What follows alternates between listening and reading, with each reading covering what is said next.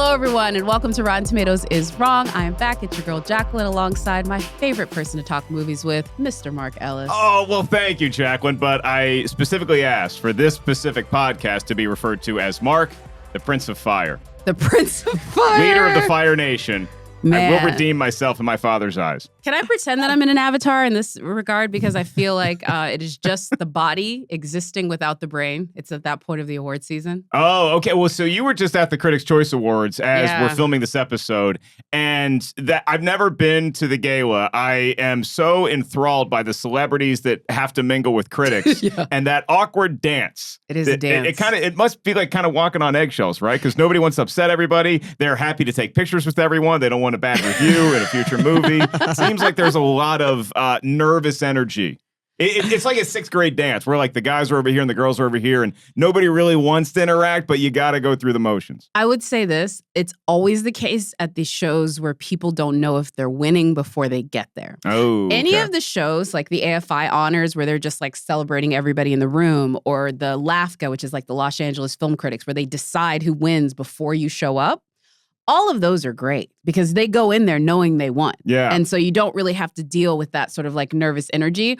I will add that the group that is the Critics' Choice adds a lot more nervousness and a lot more energy to all those things. Very similar to our guest we have today. Although I wouldn't say nervous, I would say whirly energy. She brings whirly energy. And she is one of the three members that do that. That's, of course, Steph Sabraw, 1/3 of the World Girls, is back with us today to talk about a movie that, let me just go ahead and say, I think this is one where we're going to have some interesting opinions. But Steph, welcome back to us today. I'm so happy to be back. Yes, interesting is a really good word for it. Of course, I want to talk about the fact that Mark said that he has fire energy because, of course, we're talking about The Last Airbender, the fire, the earth, and the water, everything in between. 5% rotten on the Tomatometer back in 2010 with a 30% audience score. The reason why we're talking about it this week is because we have Knock at the Cabin out in theaters everywhere, February 3rd. This is, of course, M. Night Shyamalan's latest effort now as he's working with smaller budgets. And if you haven't checked it out already, please check out our ranking of all of M. Night Shyamalan's movies. That was a really great episode. We had Alex Wolff on there. Also, head on over to RottenTomatoes.com because The Last Airbender is on our 100 worst movies of all time. Yeah, I mean, we're celebrating and we're shading all in the same boat. I don't know, Mark. I do have to start with you though. Do you want to have the sort of like honor of saying first and foremost what is happening with The Last Airbender, or would you rather just tell me first and foremost if it's wrong? I'm going to let you think about it. Jacqueline, there's been a lot of movies and a lot of media, a lot of creativity, a lot of endeavors that have involved earth and wind and fire. None better than the band Earth, Wind, and Fire. I mean, Let's Boogie, Wonderland, September, come on. All-time great 70s band. And then I feel like they influenced all of this art that we're talking about now. Whether you're talking about Avatar from James Cameron, whether you're talking about The Last Airbender, Earth, Wind, and Fire, pretty cool. This movie has some redeeming qualities that I did note that I did not really look at in a positive light upon my initial screening when I saw this movie back in 2010. I think that Rotten Tomatoes is wrong. I think the audience is closer to right. Okay. So I think it's bad. It's definitely a rotten movie. Not a good flick, but is it 5% rotten? Those are for like, your Leprechaun 6s. I think that is unfair to Leprechaun 6. Wow. I agree. Okay. Well, if that was one where he went back to the hood, then I agree, because that was funny. I think, let me think. That may have been 5. No, I think it was 5. Yeah, I think that was 5. Anyway, Steph, real quick, also, I think I know where you stand on this because we were talking a little bit in the green room. This is a movie that I really do feel ended friendships. So I asked this very carefully. What do you feel about The Last Airbender? Is it right or wrong? I think the score is right, which is hard for me to say because it's so hard for me not to like a movie. But this movie made me feel like a Scrooge for the first time. And like, I couldn't look at myself in the mirror being like, I hate something so much. Like, it made me not like myself. So therefore, I don't like it. Wow. We've never had Miser Steph on the show before. Wow. I thought you were going to defend this movie simply because of your love of Jackson Rathbone, who was in Twilight. Yeah. I was trying to look for the connection here, and I'm like, wait a minute. We know how much Steph supports. And Steph even won me over. With Twilight a little bit, when she's like, no, you got to watch Twilight like you're a high school girl and that's what you're going through. So a lot of the stuff is elevated. Yeah. But that's not going to apply to The Last Airbender. No, No. it simply can't. It simply can't today. Man, I'm putting my foot down. Jackson, I will say, he was giving what Austin gave before Austin Butler gave it. That's all I will say. Okay. That is all I will say. For those that know, they know. He was Yep. like a wintry Elvis in this movie. He kind of is. I'm sorry, I didn't want to get into it, but he does whatever he does, he's doing the best he does here and in the Twilight movies. Let me just say that. Like him, like sex appeal wise, this is the cutest he's looked. All right. The sexiness of not only Jackson Rathbone, but also that name. My God. You know he's the fifth of his name? Really? Yeah. And why would you change the name? I guess. Yeah. He's got a first name that's not Jackson, but then the middle name is Jackson. And you know when you have like a cool first name, kind of like M. Night Shyamalan, Yeah. Jackson Rathbone, pretty good. But you cannot evade the question anymore, Jacqueline Coley. I tennis it back to you. Is Rotten Tomatoes wrong about The Last Airbender? I'm going to go ahead and say that I hate saying this again, but yeah, it's wrong, but not, I'm more of along your lines. I would even say that I could put this in a generous 35, maybe even a 40 straight up. Look at you. I really could for different reasons. I will get to that in a minute because this is the thing I will say about this movie. Do I think it's a well-made movie? No. But I feel watching it the way some people feel watching Black Adam. What did you expect? Okay. It's a kid's movie based on an anime, you know what I mean? Like, this was not something I was going into with like any animated series where they can like freak out and the eyes get big and they do the like anything like that. I can't take too seriously when they do it as live action. Me personally. I don't know. Maybe I like some of those arguments because maybe you picked the wrong director for this task. Maybe there were some casting issues that kind of, there's some whitewashing in this movie. There's a whole lot of stuff like behind the camera. There's a whole lot of stuff when you're watching the movie. I think we can all agree it's not the best movie. No. But once we get into movie talk, I have some interesting thoughts that Same. I'm in the position of trying to win Steph over. Yeah. Oh, yeah. Of being it's not bad. And I'm okay with this because I'm never in this position. So I really love that all of that is coming towards you. Just Although, Same. I feel like we're Steph. all like trading spaces right now. I'm ready to be convinced. also, I will say, this is the one movie where I feel me and you are in the dangerous position by not just abjectly thinking it's awful. But We're on thin ice. yeah, but tell me, Literally. tell us the synopsis because I think that will clue folks in who haven't seen it, just how out of pocket we are for not calling it basically a regurgitation. All right, kids. So you got your Earth Kingdom, right? You got your Fire Nation, you got your Air Nomads, then you got your Water Tribe, and they deal with ice a lot too. So you have these four different elements and the people that represent these elements and kind of uniting this all together into one nice bundle like the Force would be an Airbender, and they're sort of the ones that find the balance with everything. And so we have this land and it was all peaceful and everything was good, and then the Airbender went away and a period of darkness and conflict and turmoil and strife came over the land. And now it appears that the Airbenders reemerged, but not everybody's happy to see this person because there's such a struggle for power, and there has been for so many decades that now it's like the Fire Nation wants the Airbender and they want to take over, and then you have the Water people, they're just trying to figure their way. Earth Kingdom being like, what happened to this kid? And we also have, and I cannot stress this enough, Appa the flying dog. That it may be, technically it's a bison, Yeah. arguably the best flying mammal since Falcor. Yeah. And I say that with all due respect to Airbud, but I mean, this puppy can seriously move. And Right. so Appa, one of the highlights of this movie, and this was the first of a trilogy of films that we ended up not getting, even though the movie made money. We'll talk about all that later. There's your synopsis of The Last Airbender. I really love it. And the fact that you resisted to call him Falcor, I appreciate that because that is all I thought. First time I was like, okay, they've got their Falcor too. Again, Falcor is a dog, I believe. He's I a luck think dragon. He's a luck dragon. he's a good. Okay. He's Yeah. technically Well, a dragon. Appa's a bison. I mean, yes. He's a but bison it's dog. still like the idea of like the flying magical creature that's really fun. They bred a bison with a with some sort of sheepdog. You know what Exactly. I'm saying? Like, I'm like, this is still the vibe. I want the puppies. I want the puppy. I want a bunch of little puppies flying around. You can get Yeah. it. Before we get into all that, we definitely have to take a 2-minute transition to our favorite review curation manager, Mr. Tim Ryan. Why don't you take it away, sir? Favorite segment, 2 minutes with Tim. 2 minutes with Tim. With the success of The Sixth Sense, Unbreakable, and Signs, M. Night Shyamalan carved out a niche as one of big studio Hollywood's most distinctive voices. But the reaction to his next 3 films, The Village, Lady in the Water, and The Happening, were a mix of bemusement, confusion, or out-and-out hostility. Still, it's hard to overstate just how scathing the reaction was to The Last Airbender in 2010. Fans of the anime series felt it completely missed what was great about the original. Its brilliantly drawn characters, its visual inventiveness, its good humor, and its philosophical depth. And both fans and newcomers, critics and audience members found fault with its whitewashed cast, its incomprehensible plot, and its muddy special effects. But even if The Last Airbender was a huge bomb, it's nice to report that Shyamalan has solidly rebounded in recent years, if for no other reason that he follows his muse and takes chances with original, or at least non-IP material, which is still a rarity in Hollywood. That might have been one of the reasons for The Last Airbender's failure, that he was adapting an existing franchise.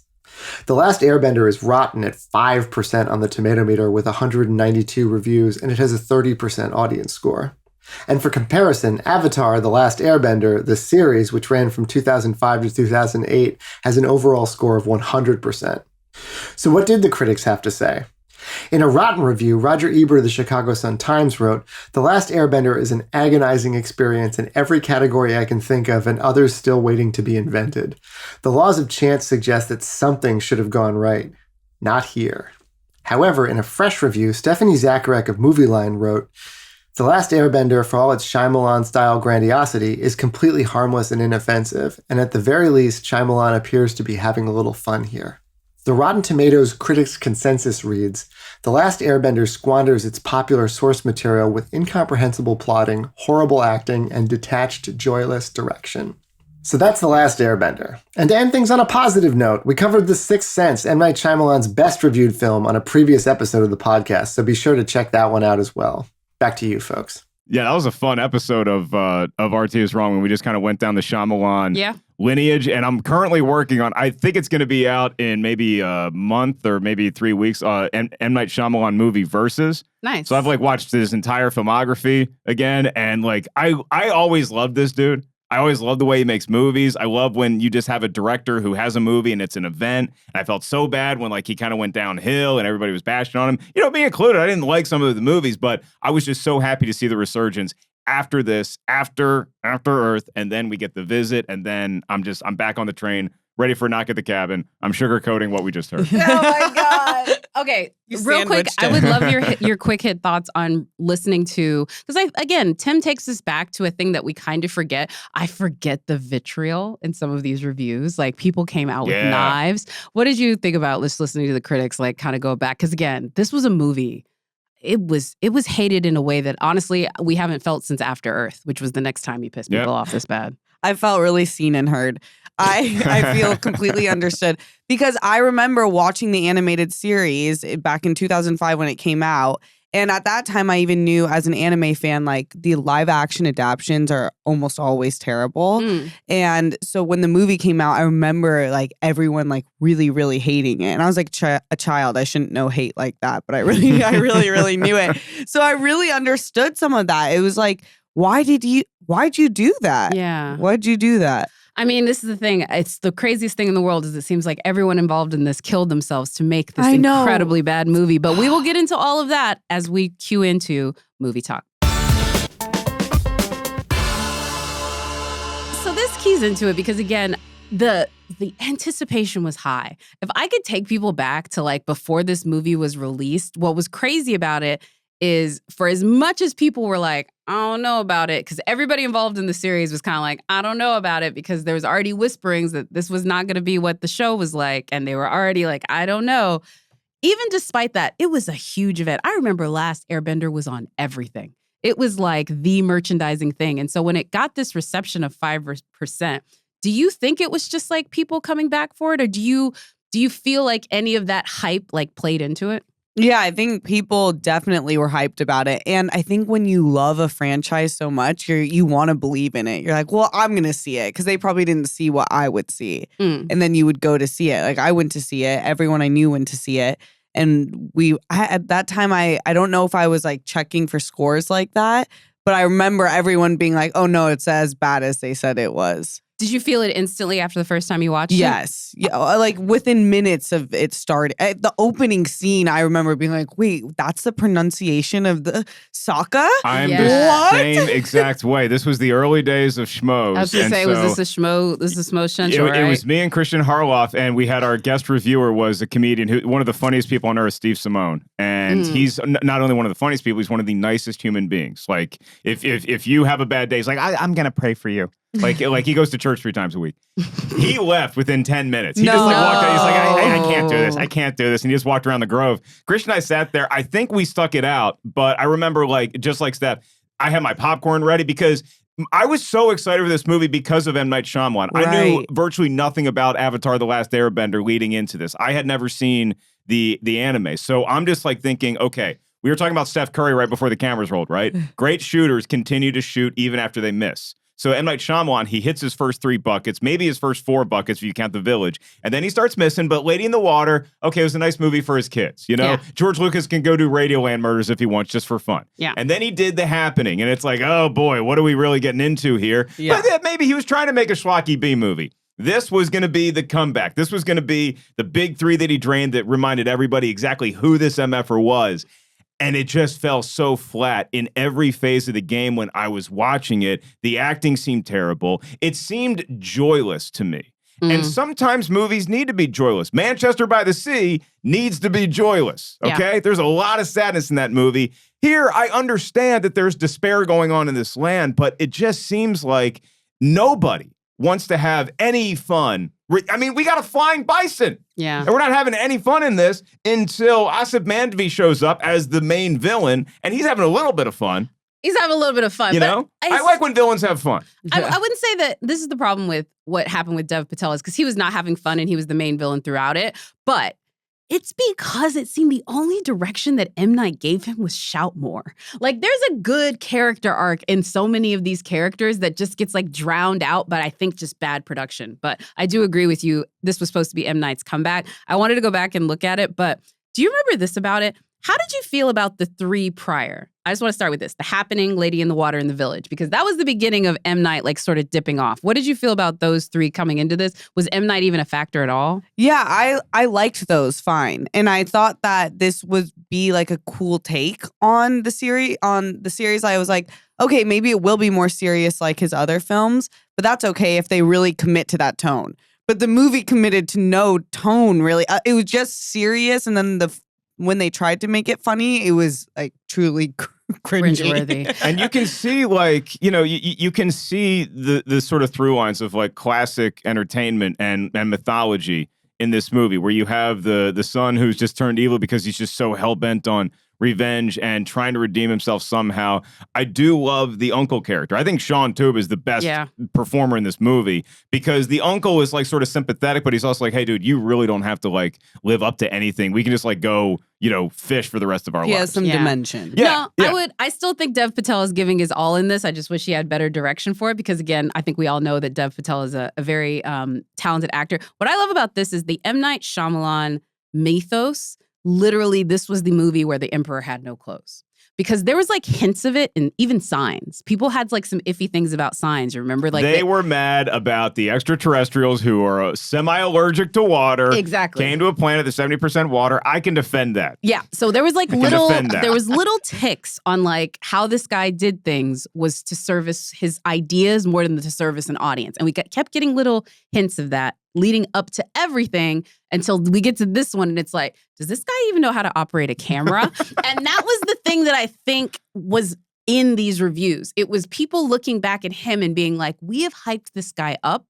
And really, it's just because he cribbed Hitchcock better than anyone in his first movie. And that's The Sixth Sense. But that's also the question that I have about any studio that's going to put a, $150 million budget behind a movie where it's like, I know M. Night Shyamalan was one of the biggest director names out there at the time. Yeah. But it's almost like you're hiring Alfred Hitchcock to do the Lego movie. It's like, no, you can find somebody better. Rod Serling isn't going to be the right guy to tell the story of the Moomins. This is what's so funny about this is where I can picture, you know, I love these TikToks where they're like, we're going to take you inside of this board meeting. I can picture the exec meeting. I can picture them pitching it.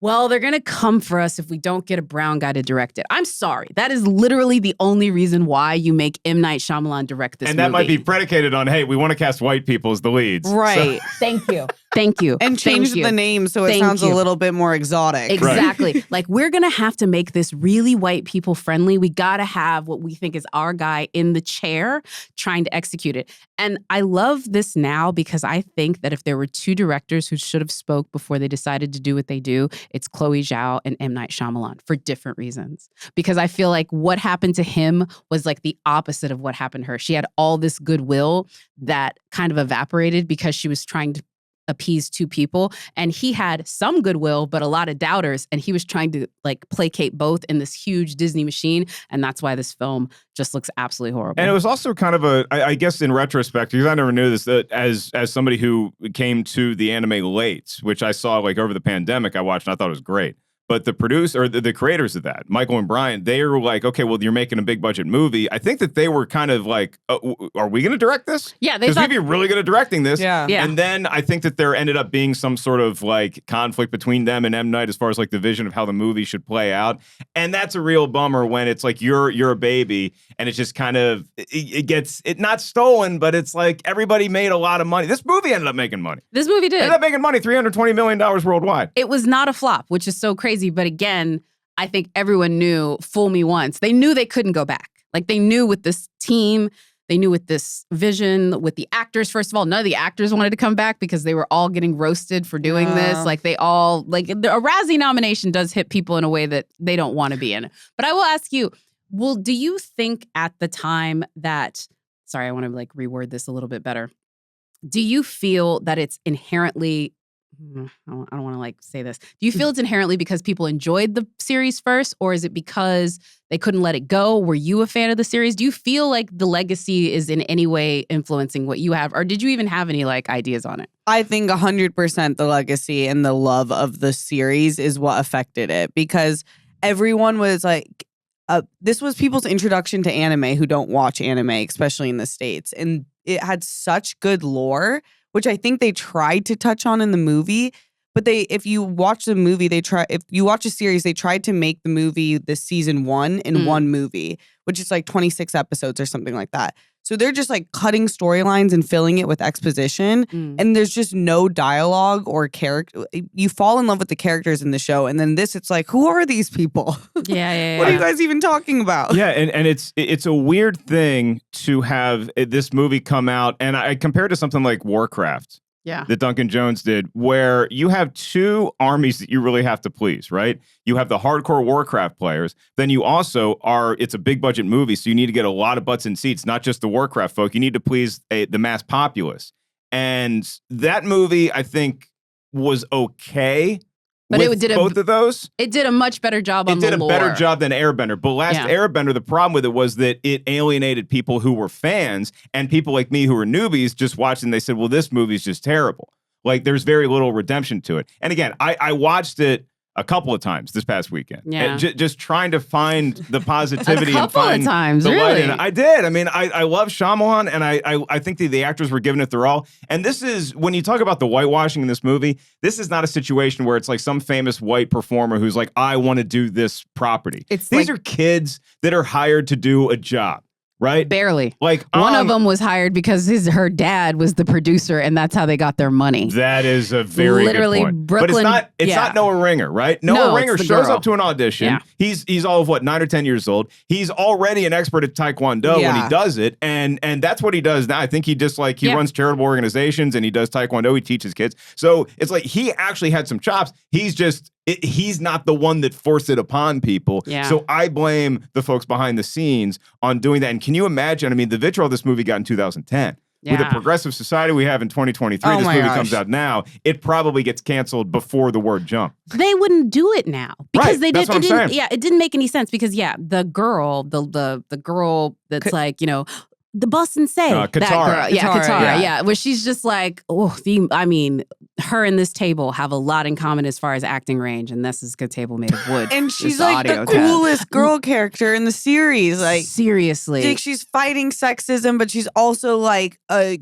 girly girl, and she like loves fighting, and she has so much dimension, and she like jokes around and is serious. And this was just like, one tone. One tone and very like more damsel in distress and like I don't understand that like anything deserved to be in this particular story, which I thought was crazy. She's married to Brooklyn Becker, Brooklyn Beckham. I want to say Becker.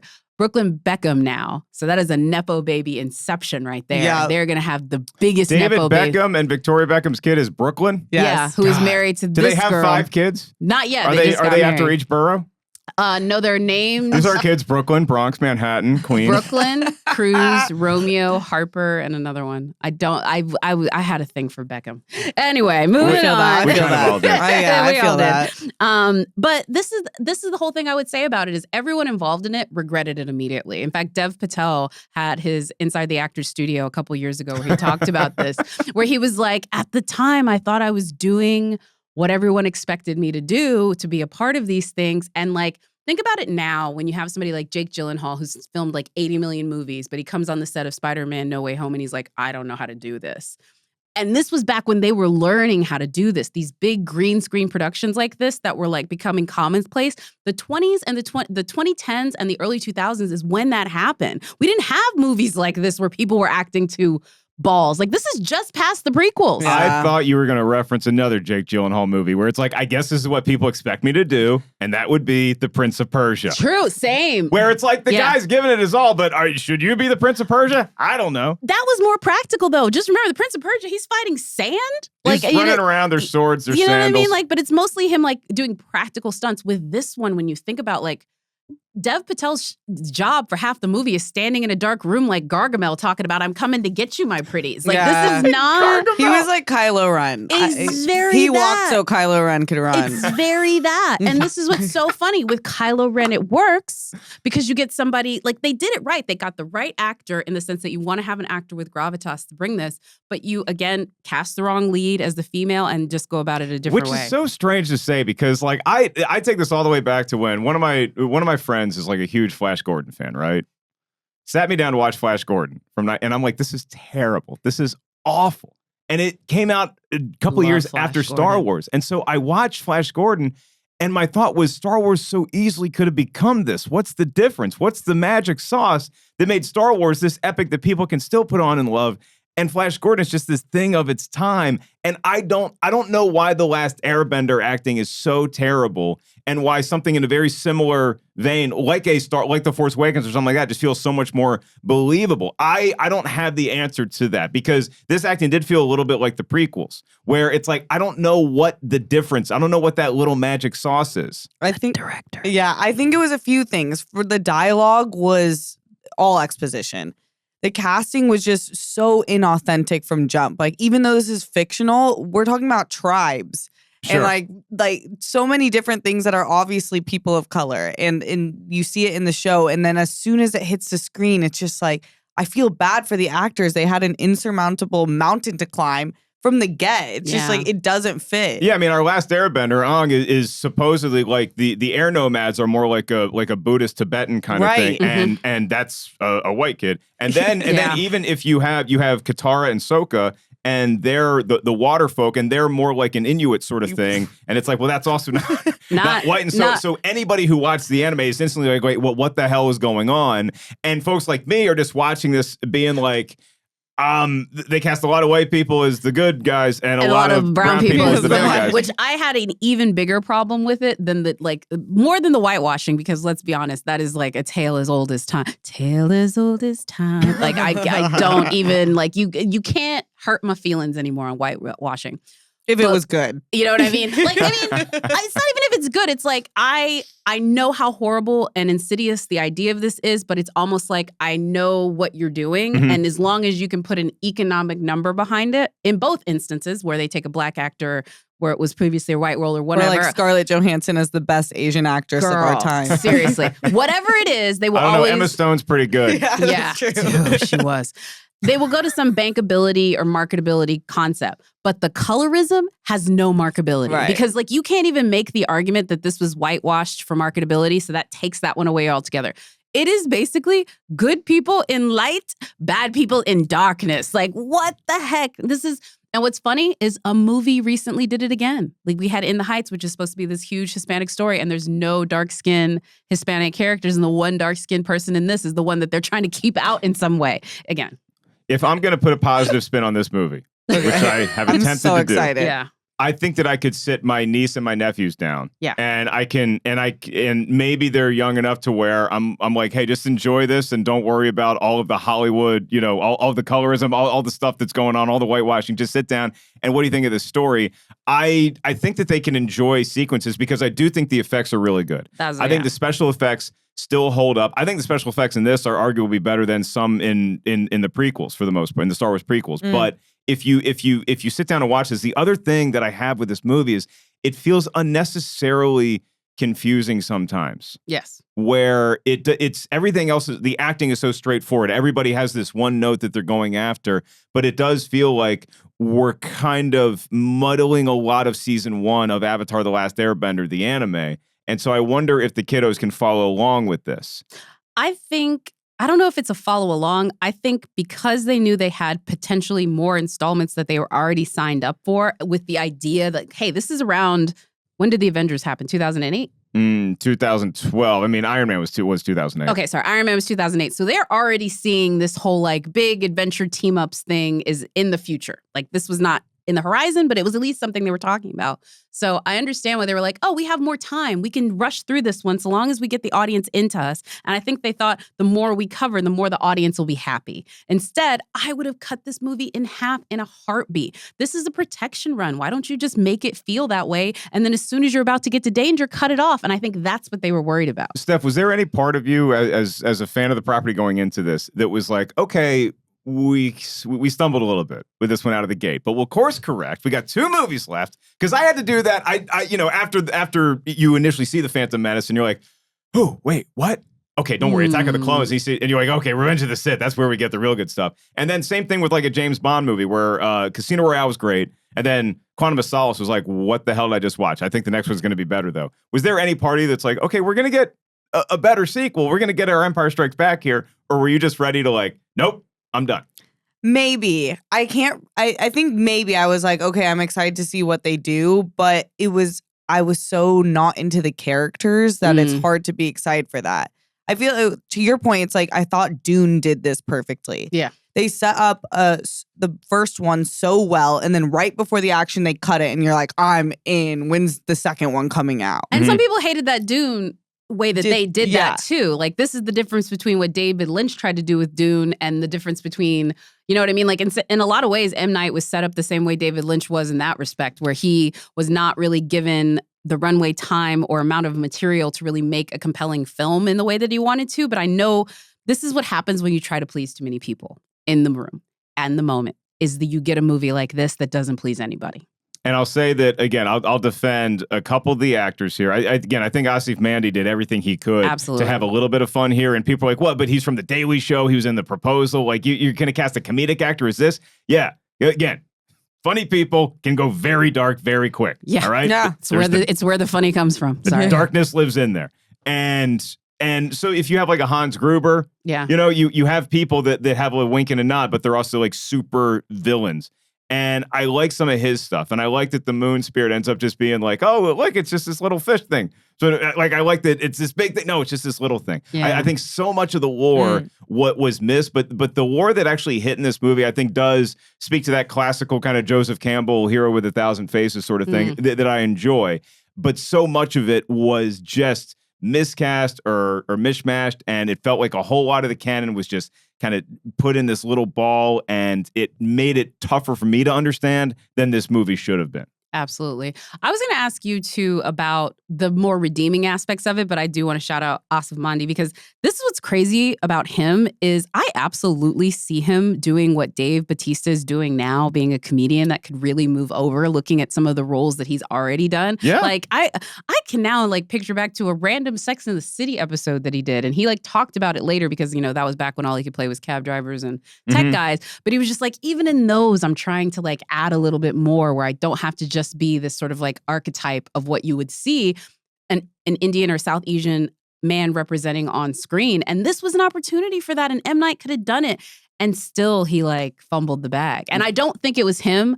I think on that respect, especially with the girl. Like the girl, she came with the money for the movie. So he had to cast her. Everything else is literally, I think it's just, this was not his movie.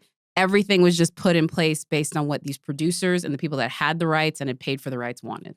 Yeah, I agree. Because there's some parts where you thought you had the lore, but you didn't. Like when we go to the Earth, when the firebenders are like controlling the Earth people, and they're like, Aang is like, oh, just like you're an extension of the Earth, like use it. It's right here. And I liked that line, but then I remembered that in the series they're on a steel boat.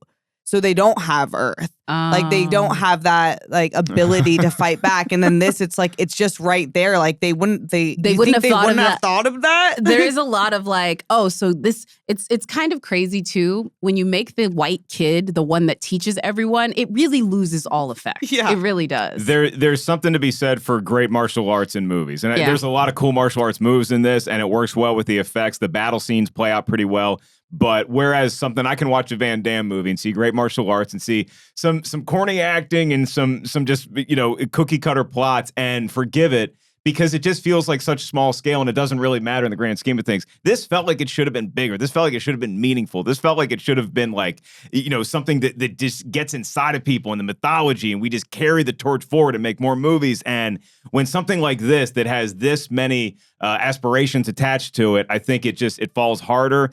And it falls with a thud. And I think that the 5%, while I think it deserves more than that, I feel like the Tomatometer would have been even less kind to it had it come out now. What's so funny is everything. We're talking 4 or 3%. Yeah. What's so funny is everything that this movie does poorly, the other movie that ripped off its name and a lot of its mythology does really well. It does, and Cliff Curtis is in both. And Cliff Curtis is in both. It's a great one. Shout out to Molly's mom. She pointed that out to me like Cliff last Curtis. week. She's like, I think Cliff Curtis is in, and I was like, oh right, he is. He plays the father of the Water Nation. He went from fire to water, baby. Yeah. But just like Cameron, just like M. Night, Cameron could not resist the idea of whitewashing because his wife is played by Kate Blanchett. Totally, but like at least James Cameron, I know that the studios were like, we want you to take out some of the hippie stuff, like the nature stuff isn't working. And he's like, no, that's not true to the story. Like, we have to keep that in. Mm-hmm. And I think that's the best part about the movie. And that's the part that they also deleted out of this. Right. Sort of indigenous, it's literally indigenous cosplaying. And because it's indigenous cosplaying in this way that is so crazy, is for everything that Avatar is accused of and so many things it is absolutely guilty of. The most egregious offender came from a man called M. Night Shyamalan. So everything they accuse Cameron of doing in a really cynical, negative way, which I'm not saying that he doesn't, but everything they're accusing him of, we have a much more egregious example. So that's why I kind of forgive Avatar a bit more. Is this movie an example of where sometimes there are TV shows that you just simply can't adapt? I mean, we've been trying to adapt video games forever, and it looks like maybe The Last of Us is a quality show. I've seen 7 episodes. I can say they got it right. Yeah, I mean, there's been a couple, like Sonic is a fun video game to movie adaptation, but with TV shows, sometimes it works.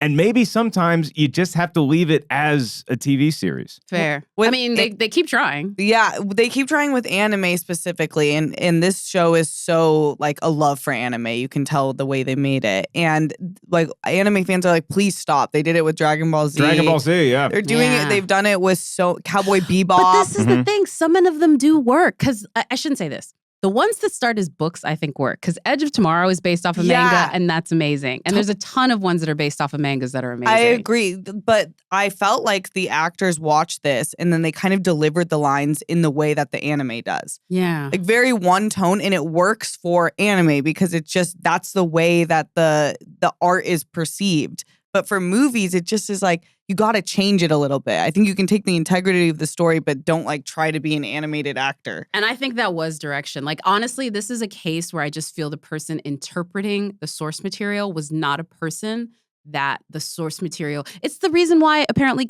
Henry Cavill left The Witcher.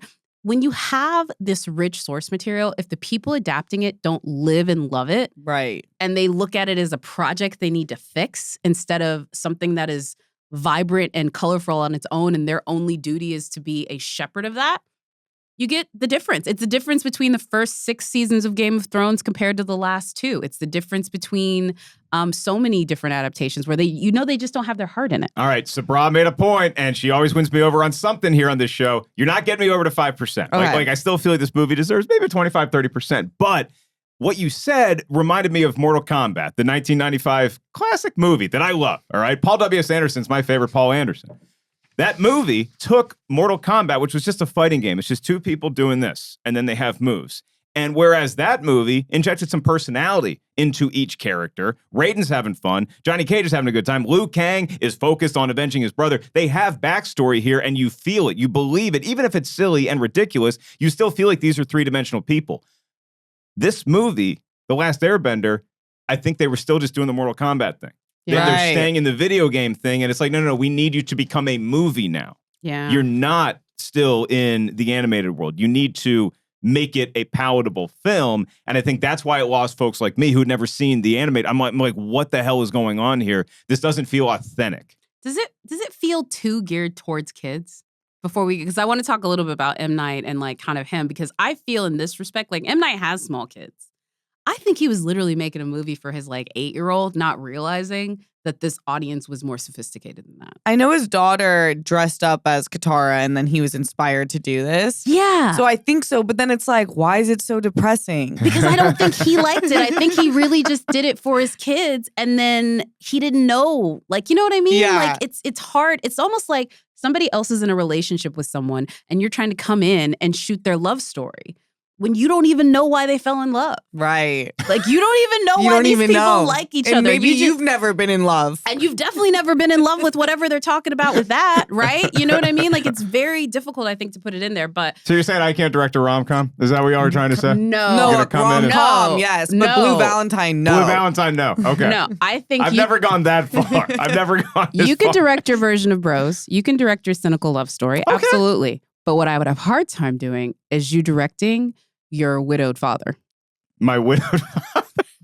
Like, I don't think you can make that kid's movie. You Yeah. can't make your safe patches. You can't make it for a kid's movie. And also, like, I defend anybody who wants to make something like to please a family member. I think that's cute. But that's what M. Night did with Lady in the Water, too. Where there was a bedtime story that he was reading to his kids, and then it like becomes a movie. It's like, okay, that's yours.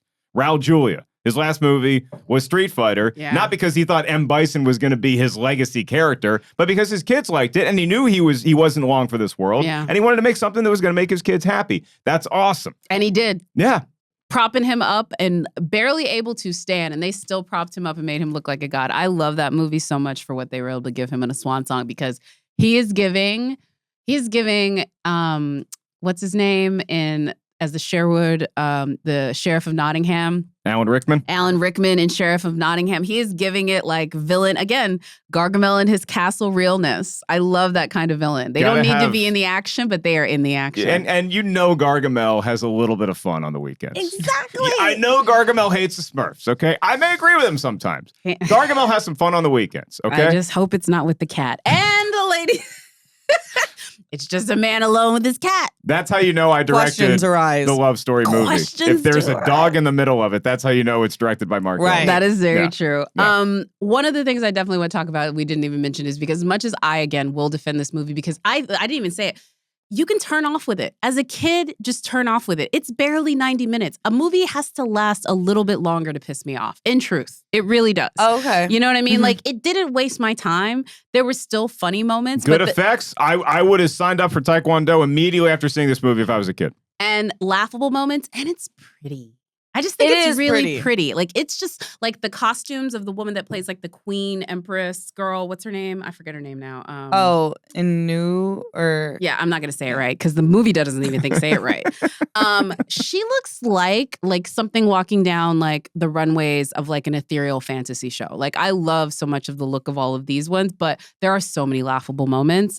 Basically every time Aang talks, I just crack up. Steph.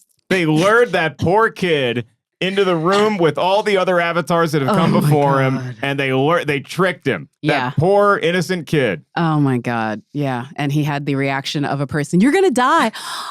like I can't. It's not good news for a kid. Yeah, and he That looked made me like somebody just Look at Steph getting emotional over losing her That favorite really- avatar. That really made me choke for a second. Go right here. Go right here. We killed our guest, Jacqueline ladies and killed gentlemen. me. I was like mid-sip. I was like, oh no. Don't worry, Steph. I just want to let you know, nothing bad happens to Appa. The flying Oh, bison. Oh my I will never goodness. call myself funny, but on that particular moment, I did have the timing that nearly killed you.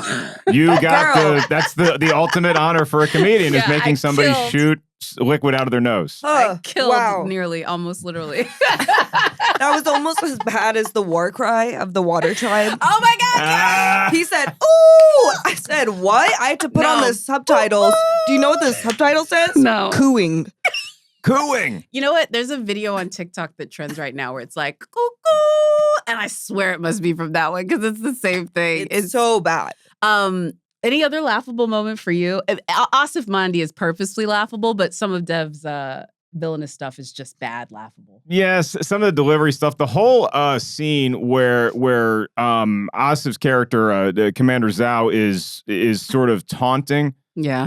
the Zuko, and he's like, let's invite him over for lunch. And so you have like all of like his minions sitting there, and they're just watching, and Zhao gets up there and he's doing his little song and dance. He's like, and this little bitch over here is basically what he's saying. Oh my God. Like this little twerp. He's never gonna live up to what. And then he just storms out, and the whole thing just felt like a little forced. And like if I'm working there, if I'm one of the minions just eating lunch, I'm like, I think I should probably go with the water folk. They seem maybe be an Earth villager. What's so funny is he cast the coolest people to be the fire people and people you don't think are cool because first of all, even back then, I saw skins. So I knew Dev Patel had swagger and Mr. Steal Your Girl energy before he grew his hair out. Yeah. That's when all you other girls paid attention. And I think y'all know which kind of girls I was talking to. Black girls have always been checking on him. Black and brown girls have always been checking on him. But anyway, him, Asif, like it just feel like he wanted the Fire Nation to be so literally fire.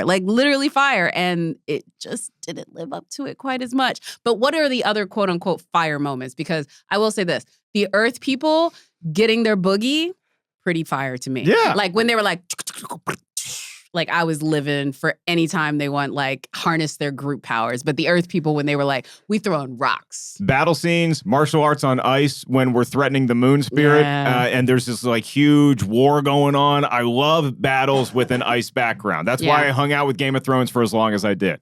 That's The why I like tsunami. The tsunami, is that That your was it. fire moment? Yes. I was like, I know that's not technically fire, but I was like, okay, this was No. in the trailer, the best moment. Okay, I like it's this. elemental. Anything Yeah. elemental counts. Also, the way the Fire Nation looks when Dev like gets his army out and starts going, it felt very Mulan, like Oh, we are yeah. coming to march. Like I love a good montage, like we're coming to bring the fight to you type stuff. I also love that one too. But yeah, I will say the Earth people bring in the ruckus. It felt very like you have made a nice person be mad. Like you have made a person who's trying to exist in pacificity, you have made them be like, oh, you are definitely going to find out right now that I was nice as a kindness. I just love that whole But did scene. you notice when the Earth people were like ready to go, they brought up one rock? Yes. But why one rock? There's Because a whole they- group. Honestly, what it is, they do not, this is what's weird to me. Is Steph's like drawing out like war schemes, and she's like, all right. Yeah, I've read we The gotta- Art of War. This was not it. You know what's really weird to me also is like the Earth people have all the like swagger with no power. This was also where I thought it was bad casting. The Earth people scream, make these black people. Like they do, in my personal opinion. Obviously, that's not canon, but just based on how he's casting the rest of this Right. stuff, the Earth people should obviously be like some form of indigenous black people based on everything that they said. And they're like the one people that don't have a sort of like discernible ethnicity Yeah. compared to all the other ones. Yeah. Sorry, I'm just like, I would have liked that. you know, If you're gonna change, like make it that swagger scene would have been even better. But that's Right. again, that's where I felt it. kick rocks. Also, I think the reason why that was is again, they were found in captivity. Not going to say that was wrong, but they could have changed it. They could have. There's so many like little things that could have made this whole thing better. But Yeah, I don't think it has to be so tied to the animated series, but make the changes good. make the changes good. You got to please an audience. Yeah. Whether it's the newbies or it's the hardcores, and this Right. did none of it. And hopefully the new spin on Avatar: The Last Airbender, it kind of turns the ship around and gets the name back in there in a positive light. Apparently, the new folks are not happy with this one either because they left that production too, which I don't want to get into that, but it seems like these dudes have left every production of The Last Airbender. Damn. Yeah, so they're not involved with this one either, but I'm going to hope and keep my fingers crossed that it goes really well. Are you excited for Knock at the Cabin? Are you going to be checking this one out opening weekend? Yeah, I think I like Shyamalan. Like I still like even after this, I still think I like how he's like, this is me. Yeah. And I'm gonna do my take on things. So I'm gonna check it out.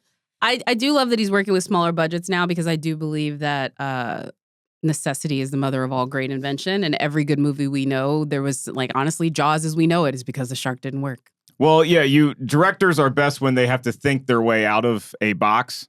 And so history is littered with those examples. And you go all the way back to, Easy Ride or something like that, where you just had to make an independent movie. And I guess we actually got to go across country to film this thing. So I think that when M. Night Shyamalan is put into a box, he finds his way out of it. When that sandbox is huge, then it's like you just have too many toys and you become Francis Buxton, the villain in Pee-wee's Big Adventure. Let's not make him that. Let's make him a Knock at the Cabin. I am so excited to see this movie. I love The Visit. I defended After Earth as much as I could. And then this new, closing the Unbreakable trilogy. Yeah. I thought Glass was like okay, but Split was great. Yeah. And Old I thought was a really cool, idea. Yeah. I just like that original stories are being put into theaters and people, when it's the right director and when the director makes himself IP, like M. Night, Jordan, Nolan, QT, and a whole bunch of other people have done, people show up for them. Cinema wins. Cinema wins, as I like to say. I'm okay with now. People are like, this person I'm going to show up for.